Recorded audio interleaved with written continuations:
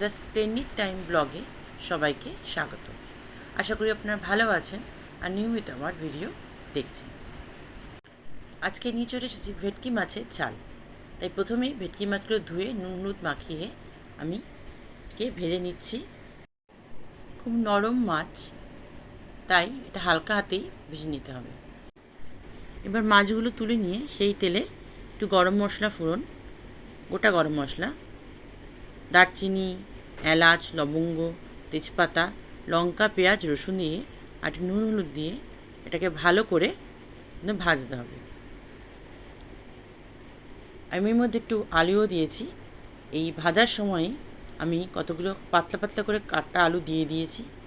অনেকে পেঁয়াজ রসুনটা ভালো করে ভাজা হয়ে গেলে তারপর আলু দেয়, কিন্তু আমাকে তাড়াতাড়ির সময় কিন্তু এইভাবেই করি, যাতে একসাথে পেঁয়াজ আর লঙ্কা, রসুন, আলু একসাথেই কিন্তু ভাজা হয়ে যাবে, আলুটাও সেদ্ধ হয়ে যাবে। এই রেসিপিটা একবার করে দেখবেন এবং জানাবেন আপনাদের কেমন লেগেছে। এরপর এখানে আমি মশলা দিয়েছি,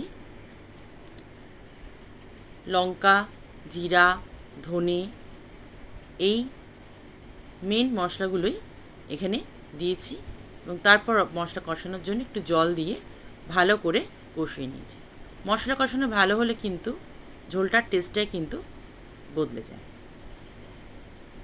কষে আসলে আমি এর মধ্যে একটু টমেটো সস দিয়ে নিয়েছি। টমেটো সস না থাকলে টমেটো দিয়েও করতে পারেন। কষিয়ে নেওয়ার পরে আরেকবার জল দিয়ে কষিয়ে নেওয়ার পরে এর মধ্যে আমি জল এড করে দিয়েছি, এটুকু আমি ঝোল রাখবো।